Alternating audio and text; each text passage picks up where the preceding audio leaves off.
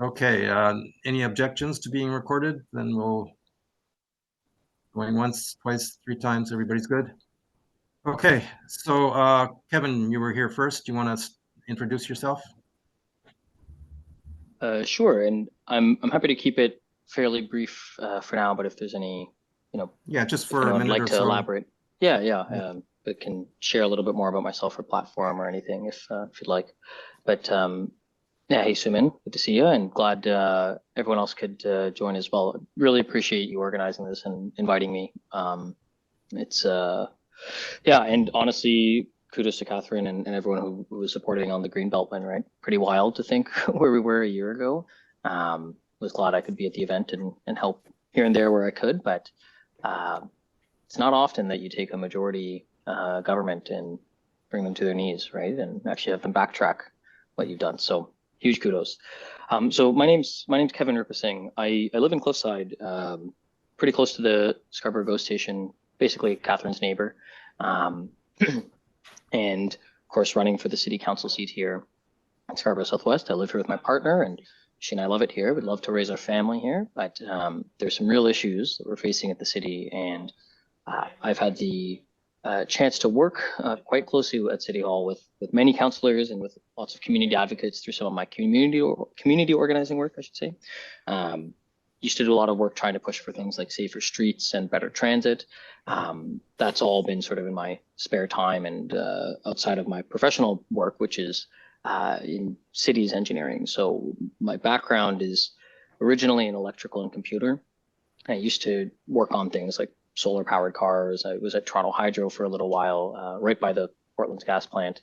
Um, Used to yeah, did some work in software for a little bit, and then I actually went into cities engineering, looking at things like transportation, infrastructure resilience, land use, sustainability.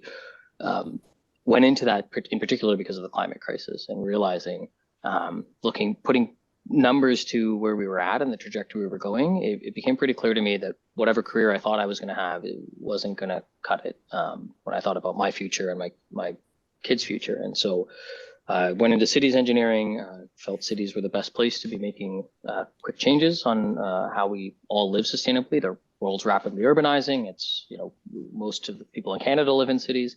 And that's a big part of how I ended up deciding to run, because it was very clear that we are not moving nearly far enough and fast enough on environmental issues. Um, I have no confidence that the same people who got us into this mess and the same style of thinking is going to be what gets us out of it. I don't think we can be tinkering and incremental approaches. I think we need some bold leadership and a totally new generation of leaders who's actually going to push forward on these issues. Um, yeah, and so through my day job, I work in transportation. I had a short stint at Nature Canada working on protecting land in and around municipalities. And through some of my nonprofit advocacy efforts, spent a lot of time trying to bust some of the silos at City Hall so that it wasn't just, environment and climate is a sort of separate division, but in fact, that the whole machine of the city, the 30,000 employees that we have, that's one out of every 100 residents here. If that can start working as a system towards achieving these goals, that's sort of my ideal outcome. And I just don't see that happening quick enough. And so that's why I'm on leave from my work and I'm running. Anyways, I'm happy to elaborate further if there's any questions, if I can clarify anything, but really, Wonderful. really appreciate you having me. Kevin. I'm just amazed at all the things you and Suman are doing. So anyways, let's give Suman an opportunity. Suman, introduce yourself. Awesome. Thanks, Eric. Hello, everybody. Thanks, Kevin, for the great introduction. Amanda, I see you here. Hello. So for those who don't know, my name is Suman Roy, and I'm running for council to represent Scarborough Southwest. I started, my career is in hospitality and culinary, where I worked very closely, and I'm dating myself here, around 15, 18 years ago with the Green Party leader very closely on local food. Plus, when he used to run Local Food Plus, we changed the procurement system working together at UFT, which was a huge feat. And since then, I've been in the culinary business. But when pandemic hit, I literally with a handful of neighbors like you all, and we started something that we thought it would last only 2 weeks because, hey, who thought pandemic would be anything more than 14 days? We flattened the curve and off we go. Called Feed Scarborough, and now we are serving over 7,500 people in South Scarborough every week with access to food. But that is not all in Feed Scarborough, as we talk about, that just having people giving access to food is not enough. We need to have conversations on how we can give them the tools so they don't need to come to food banks or healthy meal programs. So we do career development. We have 3 large community gardens in this riding, where we actually engage with the community in how to grow food and actually learn how to preserve food for the winter months if they're not able to grow. And most of them who come and garden with us are the most vulnerable in the community, who do not have access to land, who many of them are coming from outside our country where they used to grow food, but they haven't been able to figure that out here in Canada. So we work on that. We support them in business development. We support them in career development, and we have our community. But that is not all. This is my second term on the Board of Health for the City of Toronto. 2011 to 2015, I was on the Board of Health. Just went back again this year on the board. Out of many programs on health, one of my key responsibilities was the student nutrition program, getting breakfast and lunch program in schools. And in my term 2011-2015, I worked very closely with the provincial government in securing over $30 million annually towards that program. And it was growing very rapidly because we know food is a human right in this country. And to see the only G7 country who do not have the kids who do not have access to food in school, it's unthinkable. So it was a great program. Since 2015 till 2023, the province has not spent a penny more than where we left it. So in the essence, they really cut the program down with inflation and cost of food. So this year, when I went back, I've already started the work on bringing motions to promote student nutrition.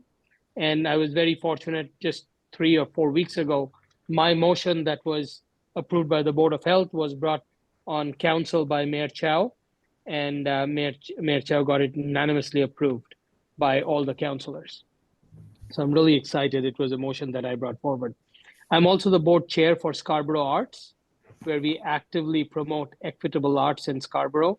Like many things, like many of you know, Scarborough often gets the short end of the stick, and nothing different from the arts scenario as well.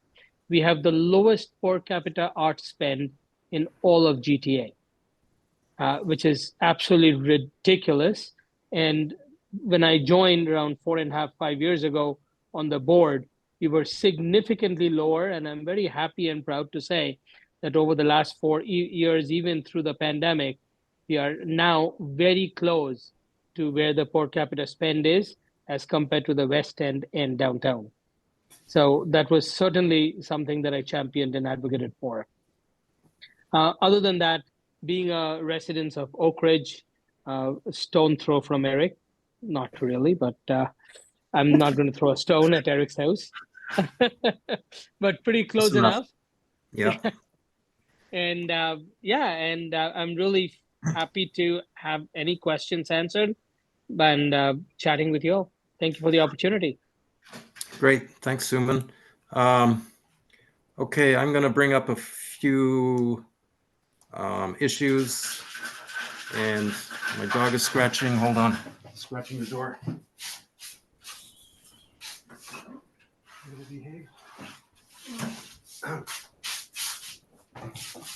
Okay.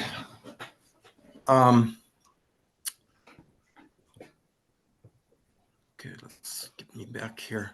So the first thing I want to raise is a local issue. As Suman, as you know, and Kevin, you know too, that I live right across from Madeleine Park. And the last couple of days, the city's been very busy cutting down one of the iconic trees in the park. And it was a shock to me. It was like losing an old friend.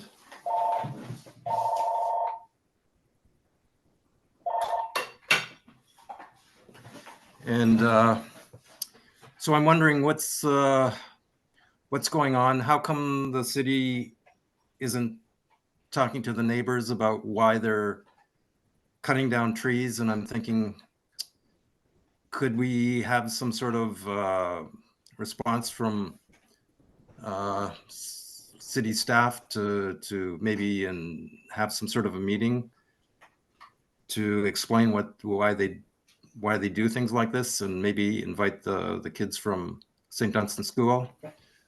So those are my thoughts on that. So do you want to, Kevin, and do you want to comment on that? So I don't know. I can go on this one, and this is Eric. This is just a very tiny example where there is no meaningful engagement with the community. And I say it example because we see it in every step of the way. The community there could have been a session where we hardly know what's happening, but there is no meaningful consultation. And that is something that I champion. And with Feed Scarborough, in 3 years growing literally from my backyard to this organization, consultation, I've demonstrated that consultation is a big part of it for me. A good example is Robinson and Denton, which is not far from here. That was a two-way stop sign for the longest time. And I have personally, for the last 3 years, asked the previous counselor, multiple times, and we had the study done to make it a four-way, but the city refused to do it.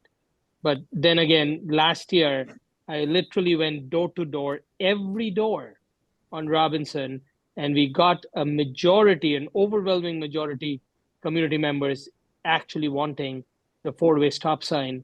And with that list, we were very successful in overturning the city's work on keeping it two-way, and we got our four-way stop sign at the beginning of this year. So we have demonstrated, even before being a councillor, being a community member, that when you have a voice and you're determined, we can make a difference. And as a councillor, I'll have that much support to make it even more. Okay, thanks, Sue. And Kevin, do you want to say something? Yeah, I mean, I'll keep it brief. Similar to Suman, right? Agree that as a community, we have not really felt connected to the city, and that the city is actually there to serve us. You know, maybe there's a good reason for the tree had to be cut down, but communicating those sorts of things are important, and maybe there wasn't a good reason, and there's an opportunity for the community to actually speak up. Through a lot of the advocacy work I've had the chance to do, I've worked with almost everyone at City Hall. Basically every councillor that's there, and city staff and mayor's office. And I've really seen the difference between the councillors that actually really want to make sure the community is engaged and that they're there to step up for their community, and the other half that would say the easiest way to get reelected was to do nothing. I find that I have no patience for that sort of approach. I think it's really important, and I've seen what happens when you actually bring community members, staff experts, and elected officials into a room together. You actually can get the best results, right? Because no one group or party actually has all the right answers, right? Everyone comes at it with a different perspective, and when you can actually go around together, you can get some really incredible results. Now, the tree in particular, if you're asking about hosting a meeting, do you think it would make sense to do that in the 3 weeks before the end of the election? I guess they're actively, if it's not already cut down, it's almost done. Is that right? Yeah. This would be a postmortem, I guess, but yeah. I realize I do appreciate you guys the are idea very of busy bringing in in the next students, 3 weeks for sure, right? But whatever, you don't have to be there, but anyways, I might pursue that with the city myself. Okay, let's go on to another issue. There's a Bluffs waterfront consultation. Let's see what it says here. City of Toronto, in partnership with the Conservation Authority, is doing a Bluffs West revitalization study. And I'd like to know what you know about this and what your thoughts are. I mean, one of the things they're talking about is creating a trail. Like I walk a lot by Rosetta McLean under by the shoreline there, and I've noticed this is immense amount of erosion from the bluffs, and the winds are getting stronger. The rainstorms are getting more intense. So climate change is really seems to be accelerating the erosion there. And so, any comments, Suman? Yeah, I've seen that email come through my mailbox as well. I was just pulling up as you were talking about it. So one thing I'm going to say that I was very surprised in a very good way that they're actually trying to do serious consultation. They reached out to all the nonprofits, all the community groups in this community, and they want to hear the voice. So that is the first step, which I'm happy about. Caitlin, who actually is the senior public consultant, is the consultant on this project. I have known her before, and I've worked with her in a different capacity, of course. But I strongly feel that if we have good ideas, we can probably get there here. And getting the right people around the table and giving the right ideas is the key factor. Yes, talking about erosion, we have seen, if you even see the map that they attached with it, with the consultation, you can see how much land we have actually lost. And it keeps on. So having the trail, I think it's a great idea for people who walk. However, we need to be smart about it. And even if people who bikes, I think that's a great idea. But we need to be smart about it. We need to have proper consultation with the community. And that is something that I've said very clearly, loud, as much as I could. And I'm going to keep on saying that at certain point, I strongly believe that it doesn't matter what I as a counselor believe, because I'm just one person. The actual work needs to be what the community believes and what the community wants once there is a meaningful consultation, not just from the loudmouths, but everybody who's actually stakeholders. So it doesn't matter what personally, Eric, I believe what needs to happen there, because I am just one person. I need to be the voice of the whole community and every aspect of it. I think that is important to me. Well, thank you, Suman. Kevin?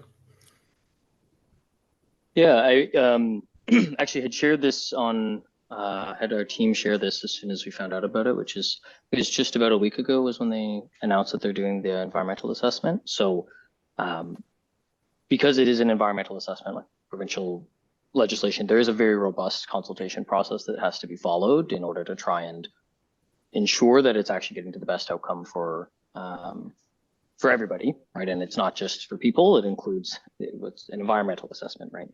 So that's in the name. But I haven't actually had the chance to sift through all the details that closely, again, just given the timing of where we are with the campaign.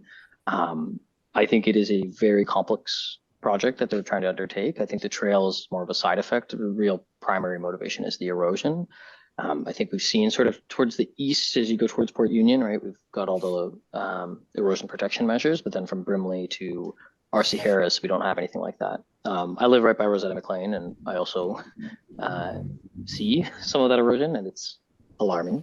I think what I would love to know, and kind of even to Simon's point, this isn't necessarily going to be where the counselor dictates what the outcome is, right? I think it's incredibly important that the community and all the relevant stakeholders and experts especially are part of those discussions. But have any of the folks on this call had the chance to go through what's going on there? And do you folks have any thoughts on what's being proposed and what direction we might want to go in? Yeah, we had a meeting about this several years ago, and there's a lot of environmentalists that absolutely don't want any paved pathway there because it's just doesn't make sense. We need to be connected with the natural environment, and like all those stones and that. There's tons and tons of stones, right? It gets very boring walking along that the stony paths, and it is and I can't see with the erosion and everything that you could possibly have manage the path very well. So anyways, those are my thoughts. Anybody else want to? I did just want to add, Eric. So some of the work that I did with Nature Canada was around protecting land in and around municipalities, and that was with organizations across the country. And there was a lot of different examples. So I found it was interesting. I found there was folks who actually there's two different camps. Some folks who felt, it's really, really important that we protect and preserve nature and make sure there's the human element and the human impact on it is quite limited.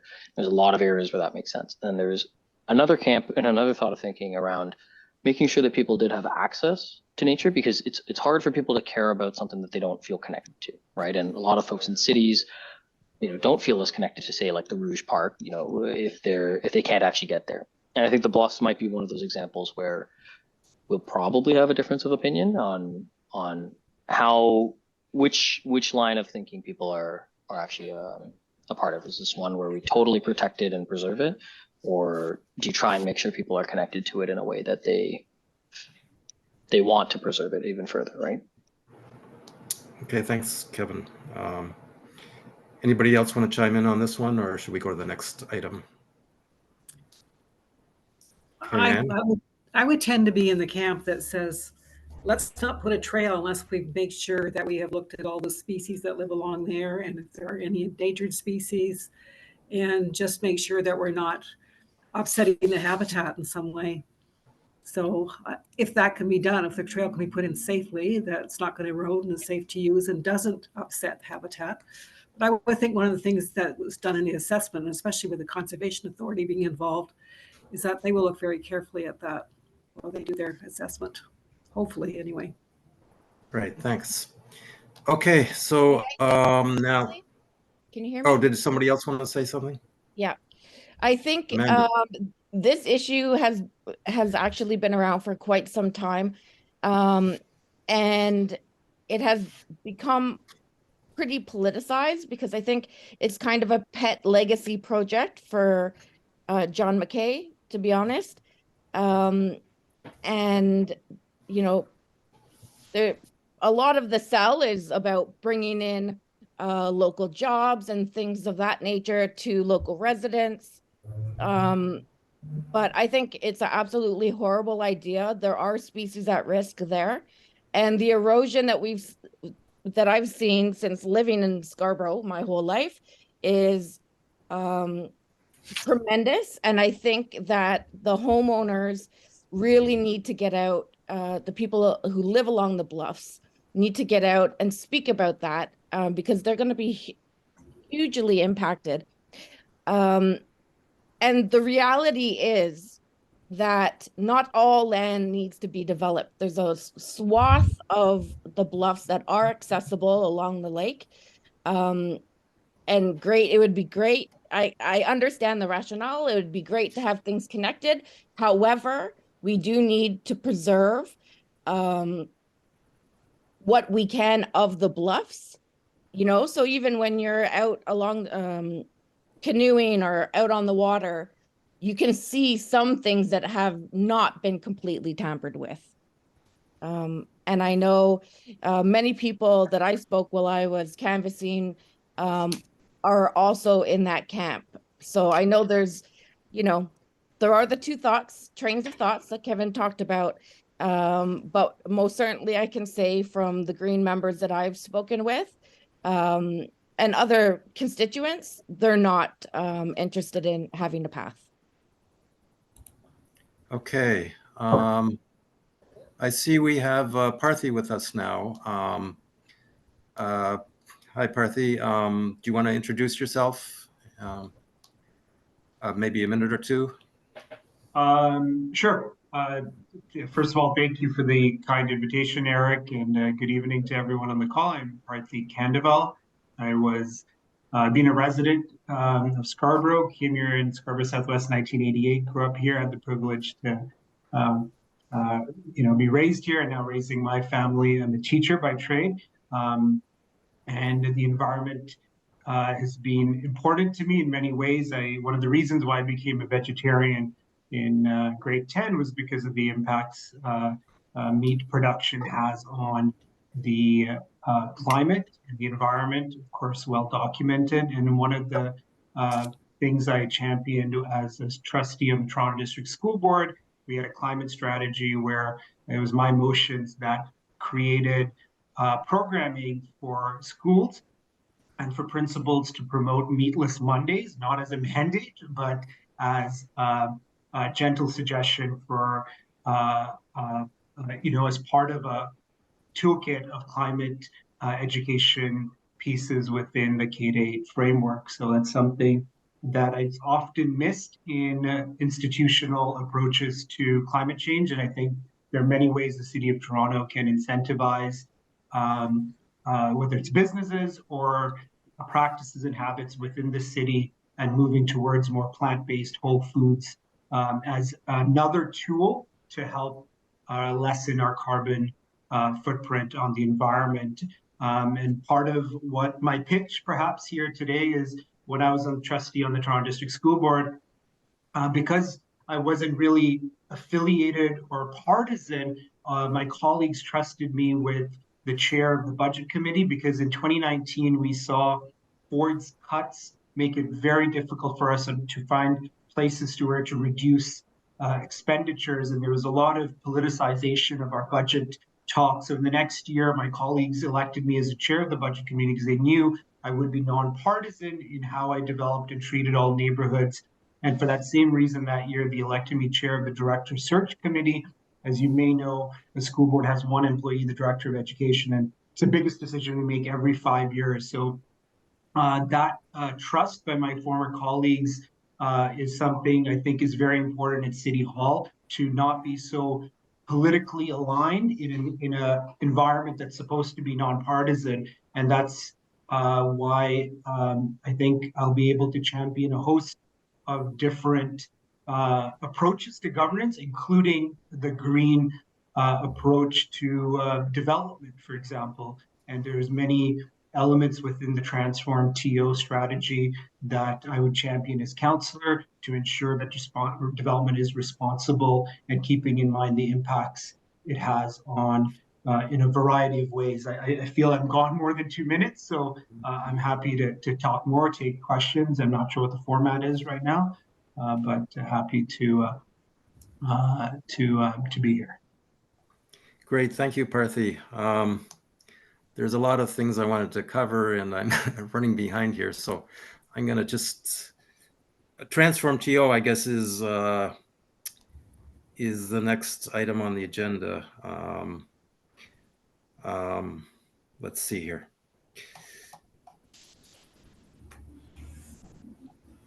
Okay, so Lynn, do you want to talk about this? Because I know you're very much involved with it, and there's issues about funding it, and like Josh Matlow has suggested, he would fund it with a commercial parking levy.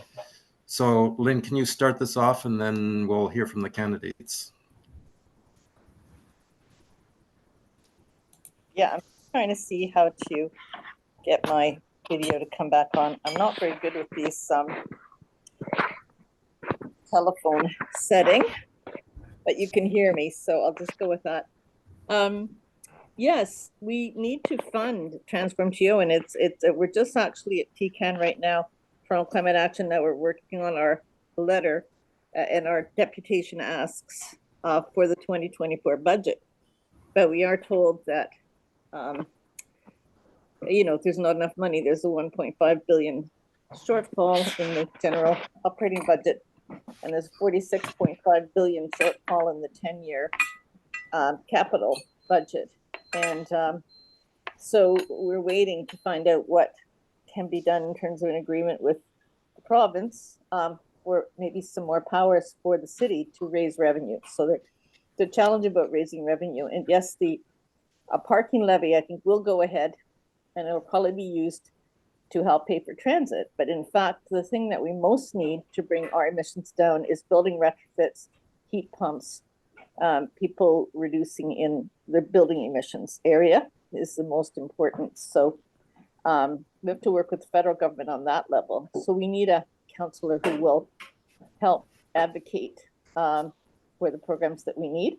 And working in community, we think, is really important, and also exploring things like district heating, because we, each individual retrofit is quite expensive. There are some funds through the HELP program at the city, but it's a slow process. So we need to find ways to work at the neighborhood level and increase the pace, or we will not make our emissions. We also need to get the province to stop with the gas plants, which are going to make it impossible to meet our climate targets also. So that's just a little bit for me to start things off. Okay, Kevin, do you want to respond? Sure. So Lynn, really appreciate you sharing a few of the key priorities. So the Transform TO, both the original one and the 2.0 update were ones that I had the chance to support as closely as I could through some of my advocacy work. So one of the things that I was working with them on, it was more on the transportation side, but making sure that we use a second to buildings, right? The next biggest one is transportation in terms of the city's emissions. And one of the challenges that the city has is you have all these different silos operating separately, and the city will reconstruct something like 100 kilometers of roads every year. But 90% of those opportunities, they rebuild the roads exactly the same way that they were. And some of this Transform TO's climate initiative, the climate targets for transportation involve in supporting people leaving their gas burning cars at home, getting more people onto transit, onto walking and cycling. It's 3/4 of trips under 5 kilometers by 2030 need to be walked, biked, or taken on transit. In order for that to happen, we need to be aggressively rebuilding our roads so that they are not for the 20th century, but they're 21st century urban streets that give people those choices. And so one of the motions that I had worked with some of the councillors on to get in there was to make sure that all reconstructions use a complete streets lens. If you've gone up, say, Midland Avenue in a couple of years ago, they redid that and rebuilt it exactly the same way with tons of asphalt for cars and paved the boulevard, and it just really wasn't a huge upgrade. In terms of funding Transform TO, I was actually at City Hall a couple of months ago speaking in favor of the commercial parking levy. The city over relies on its property tax base. We obviously have a massive financial deficit, and the comparison I was making was that the commercial parking levy, if you tried to put that on the property tax base or on the transit fares, you'd be looking at something like plus $700 a year on property taxes, or increasing transit fares 30 more times. These are just totally different orders of magnitude. And if we are going to take this seriously, we need to have a diverse set of revenue tools. And I was suggesting that we actually allocate that to things like transit, because we've been cutting bus service, and the more frequent and reliable our transit service, the more likely we'll be able to get people to leave their cars at home. And in the long term, some of that, those commercial parking lots can turn into more affordable housing options and actually shorten people's distances by actually building denser communities. The last thing I'll comment on was the community, the neighborhood level district heating. So I mentioned I worked at Toronto Hydro for a little while, seeing some of the infrastructure challenges that are happening behind the scenes. But some of my friends, they work at in district heating as well. We've got some really interesting examples in the city, things like the Well. But in Scarborough Southwest, when we have a number of developments happening along Kingston Road, or like the Golden Mile, which is an entire new community that's going to be constructed, those are real opportunities for us to actually be making sure that we have the big upfront capital investment in district heating, so that we're not dealing with retrofits after the fact. We did something like 50,000 people along the Golden Mile, and that's going to happen over the next 10, 20 years. And this is the time to get it right, but you need to have a councillor who's willing to bring everyone together to say, okay, how do we make sure this is going to be the most environmentally mindful development to date in the city? So anyways, I'll leave it at that. Actually, one more quick thing I'll just add. One of the endorsements my campaign and I have earned is the Toronto York Region Labour Council. So they represent 200,000 workers across the region. And one of the important criteria that they insisted on was that there's a commitment to fully fund the Transform TO program. And so many of the workers and the labor union themselves are very committed to climate justice and wanting to make sure that the city moves forward on making sure there's good green jobs and that we're actually doing the responsible thing. And my commitment on that was clear enough that they were able to endorse me. So if that means anything. Okay, thank you, Kevin. Suman? First of all, thanks for bringing this up. Transform TO, as far as we know, they're saying that it is on track for a 2040 net zero goal. Now, unless and until there is real meaningful investment, I doubt if we can get there. So it is really important to actually fund it. And as a councillor, you'll have my full support on that piece. So far, the 2030 goals, especially with the home buildings and transportation, waste reduction, I've worked a lot in the waste reduction sector of it. And we haven't really publicized it through Feed Scarborough, but we are creating one of the first food that is generally wasted. We are starting a food operation with that food, reused food. So that is one of our projects that we are working on and just launching in 2 weeks through Feed Scarborough. As far as home and building goes, we are supposed to, and Kevin mentioned it, which is absolutely with new developments all across Scarborough Southwest, not just on Kingston Road and Golden Mile, Scarborough Junction. It is really very important to have them right and have them correct. And I think the city has a moral responsibility, not just operational responsibility, to ensure that the new builds are in line with our net zero 2040. So in short, and I know we are running out of time, but in short, my full commitment to fully fund Transcom TO. Thank you. Is Parthy, do we have Parthy here still? Yes. Here. Yeah. Parthy, yes. We have limited time, unfortunately. I don't know if people can stay a little longer. We can do that. But anyways, so Parthy, go ahead. Similarly, I think the role of councillors to work with senior planners and the developers in regards to homes and buildings and the amount of emissions coming out of these dense planned communities is of concern. So as councillor, I'll be pushing, advocating, and holding our process to account to build towards as close to near zero greenhouse gas emissions as a result of new development.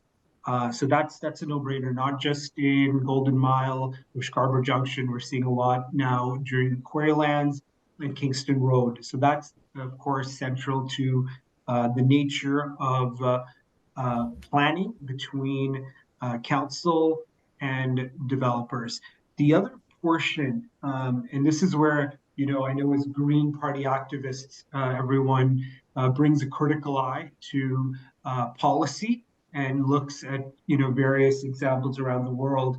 The argument to push or incentivize electric car consumption, I think, needs to be reviewed with critical perspectives and at what cost. I'd rather build more transit than incentivize upper middle class families to switch to electric. So I think we need to look at the impacts in different parts of the world. I'm thinking Scandinavian countries that are now coming to terms with, do we just want people to buy electric cars?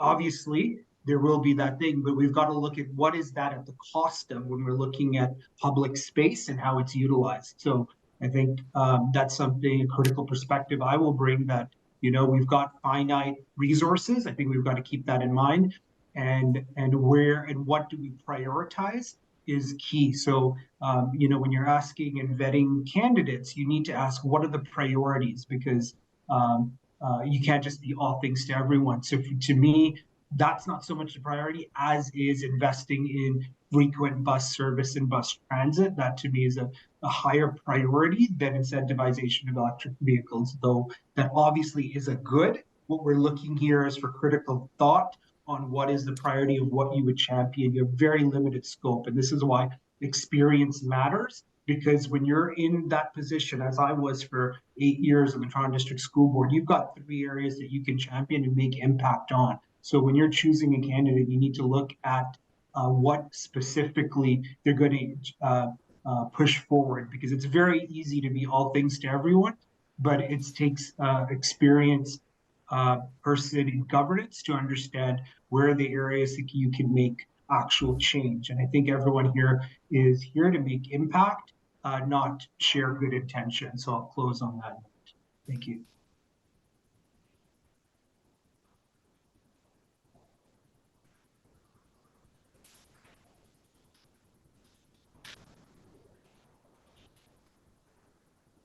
Eric, I think you're on mute. Sorry.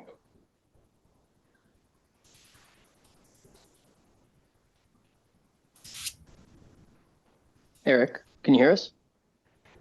I think you're on mute. Okay, sorry, I was just saying that we're at 8 o'clock already, and I'm not sure if any of the candidates have to leave now or if they want to stay a little bit longer, or what the feeling is.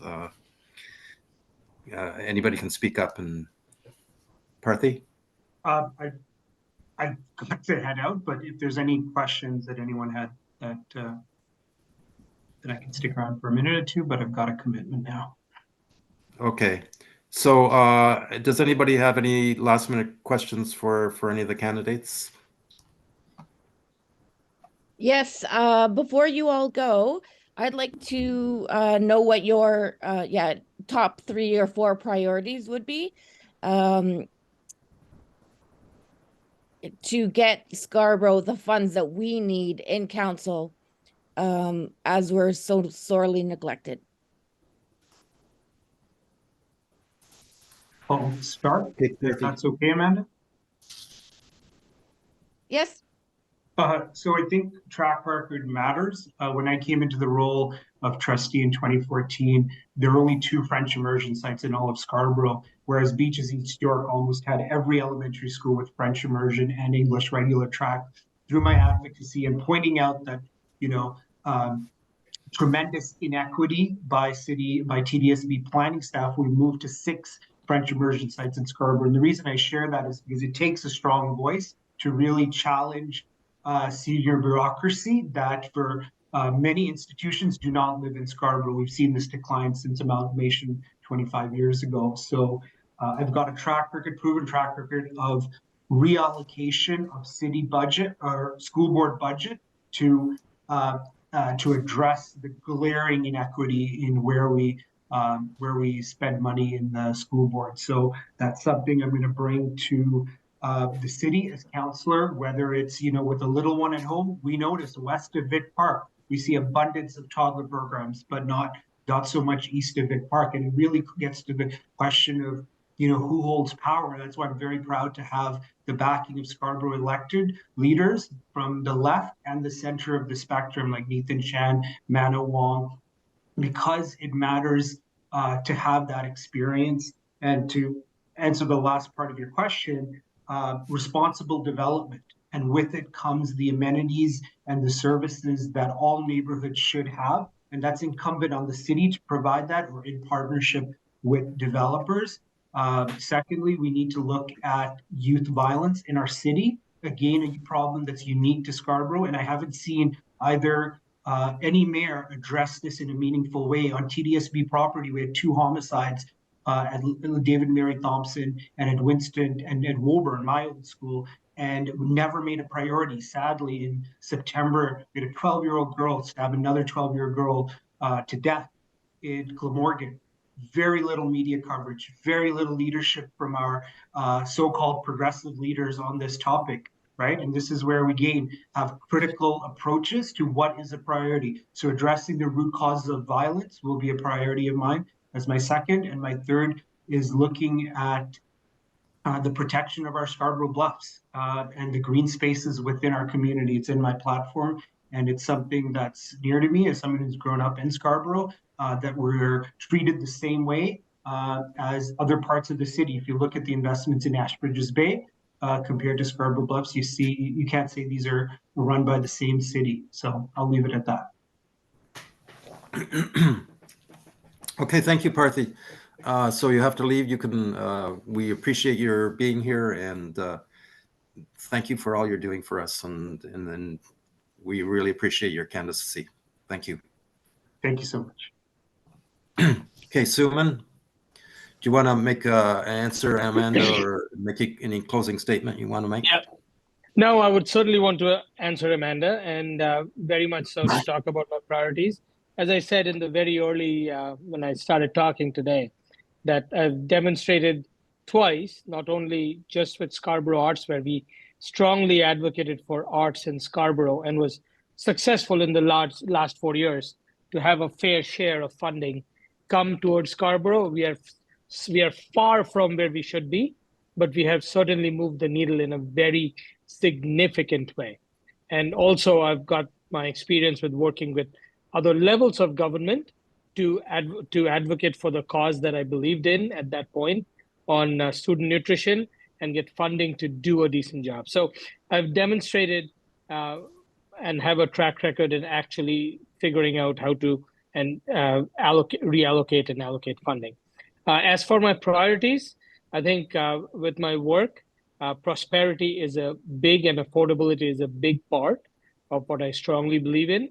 Unfortunately, 30% of Feed Scarborough's clients have at least one full-time job, and still they don't afford the basic human right of food. In a place like Birchcliff, if somebody stays in a one-bedroom basement apartment and has a minimum wage job, they have $1.81 left per day. Are they going to take the transit to get to that minimum wage job, or are they going to eat? Or so prosperity and affordability is one part where we have various things we can do to make life a little more affordable within Scarborough Southwest.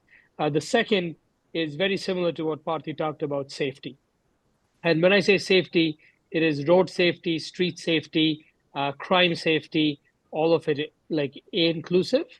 And once again, going back into track record, what Parthy talked about, a couple of incidents that happened in our community where youth in high schools were targeted and got affected.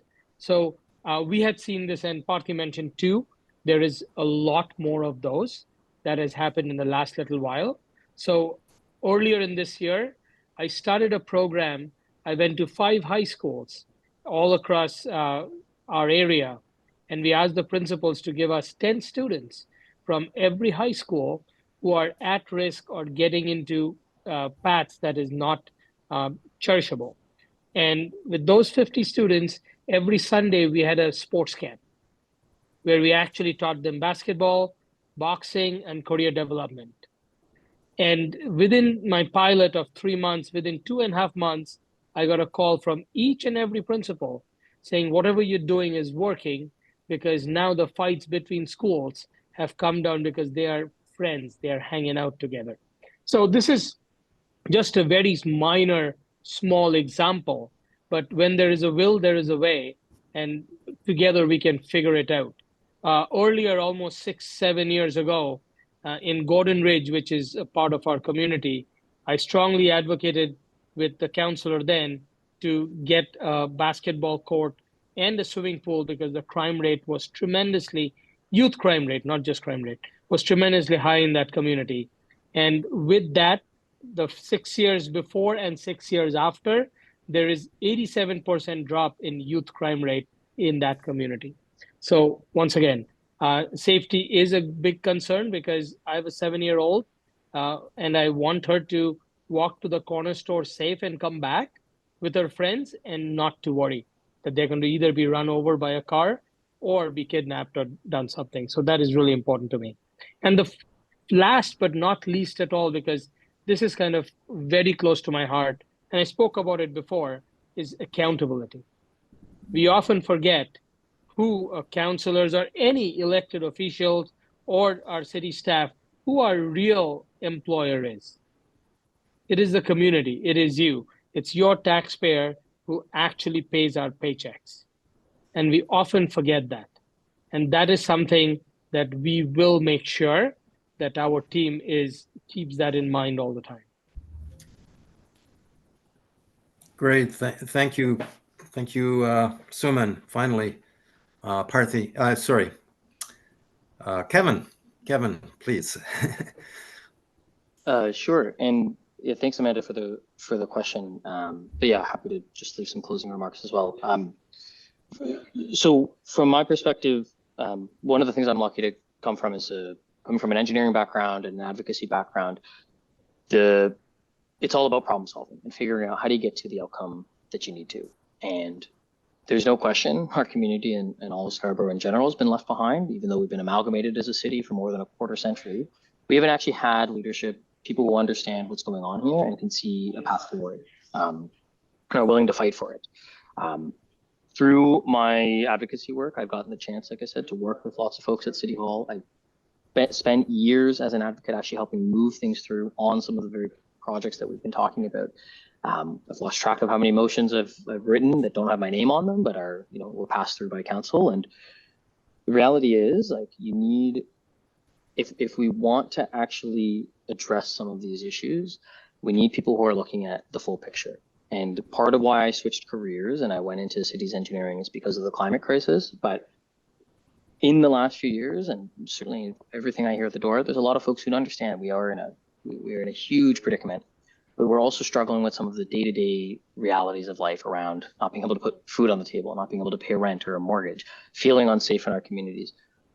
And so what I want to make sure that I'm able to do as the councillor is give all of these short-term voices, all of these short-term needs a voice, and making sure that they're aligned with our long-term existential crisis, which is the climate crisis that we're facing.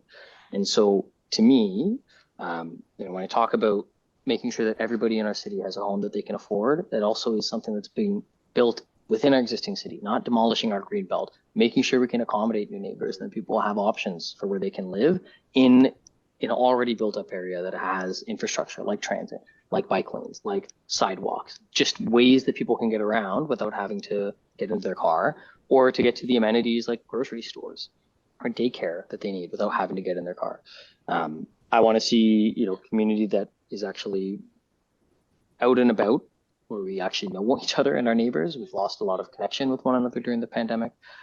Making sure that we have streets and public spaces that people feel comfortable in, that are lit, that we're funding programs. And it's amazing work that some of us were talking about. And we need to scale these things up so that they're actually happening at a big enough scale so that the decisions we make today lead to lives saved 10 years from now, right? And as I've already mentioned, I've spoken up about the different funding needs. And every year during the city's budget cycle, I pull some of my hair out, just thinking this isn't going to work. I'm looking forward to working with the budget chief and the mayor on moving forward on some of the initiatives that have been talked about.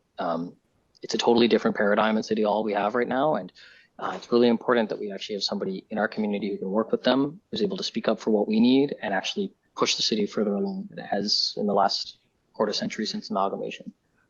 I will link my commercial parking lobby video as well in the chat if anybody wants to watch it later on, and leave my email there as well if anybody wants to reach out and chat a little further. Really appreciate you all taking the time tonight. Thank you, Kevin. I'm so impressed with all the candidates, and it's a hard choice for people, I'm sure. All three are excellent, would be excellent councillors, and I really appreciate all the work you're doing for the community. And win or lose, we really appreciate everything. Anybody else want to make any closing comment? All right, I don't want to keep people longer than necessary. Once again, thank you to everybody. And if people want to stay on the line to talk about other issues besides the city issues, then you're welcome to do so for the next few minutes. But in the meantime, I just want to thank the candidates and wish you all well, and good evening to everybody. Thank you for